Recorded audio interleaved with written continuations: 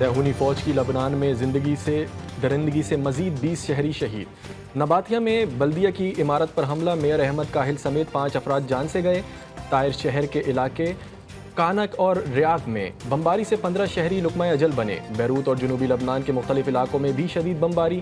حزب اللہ نے بھی صہیونی فوج پر 24 حملے کر ڈالے، کئی صہیونی ہلاک و زخمی۔ ایک ہی بار میں 2 ہرمیس ڈرون اور مرکاوا ٹینک سمیت 4 فوجی گاڑیوں کو اڑا دیا۔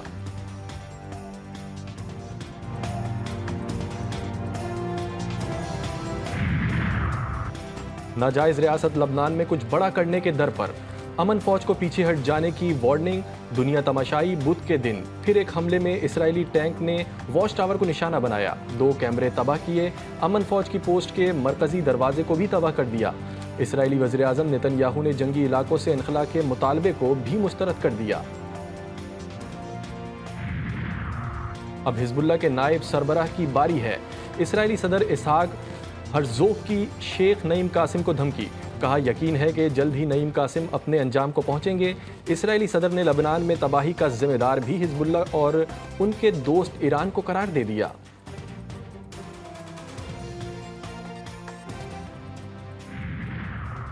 ایران کسی بھی اسرائیلی ایڈونچر کا فیصلہ کن جواب دینے کے لیے تیار ہے۔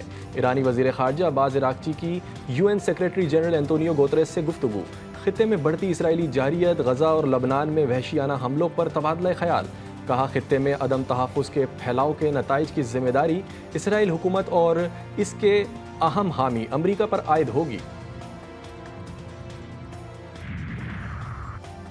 بڑے معاملے پر بڑے بڑوں کی بیٹھک، جاتی عمرہ سیاسی سرگرمیوں کا محور بن گیا۔ مسلم لیگ نون کے صدر میاں نواز شریف کا عشائیہ، صدر مملکت وزیر اعظم وزیر اعلیٰ پنجاب بلاول بھٹو زرداری، مولانا فضل الرحمان سمیت دیگر اہم رہنماؤں کی شرکت۔ مجوزہ آئینی ترمیم کے معاملے پر گفتگو، رہنماؤں کے درمیان آئینی ترمیم پر طویل مشاورت جاری۔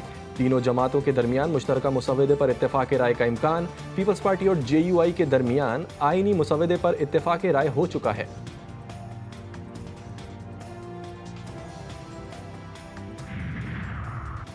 وفاقی آئینی عدالت بنے گی یا نہیں، حکومت آئینی ترامیم کی منظوری کے لیے متحرک۔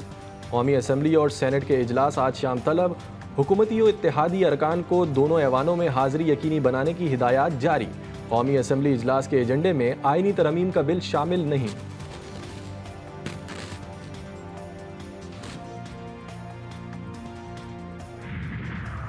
عدالتی اصلاحات پر اتفاق رائے، لیکن وفاقی کابینہ کا اجلاس اچانک ملتوی۔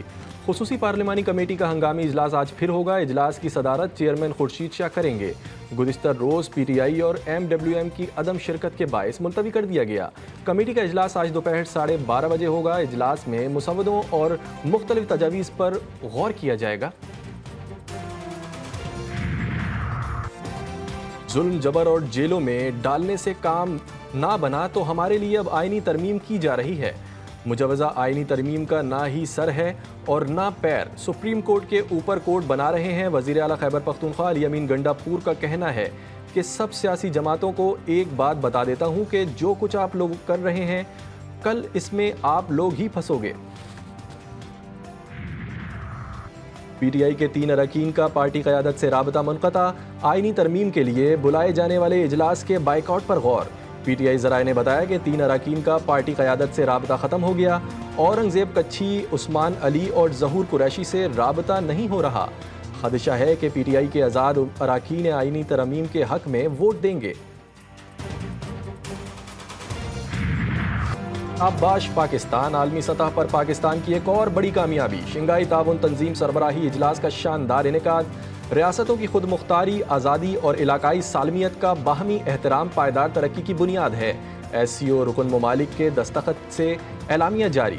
وفود میں سائیڈ لائنز پر 2 طرفہ ملاقاتیں اور باہمی مفاہمت کی یادداشتوں پر دستخط۔ کانفرنس کے شرکاء کا نئے اقتصادی ڈائیلاگ پر اتفاق۔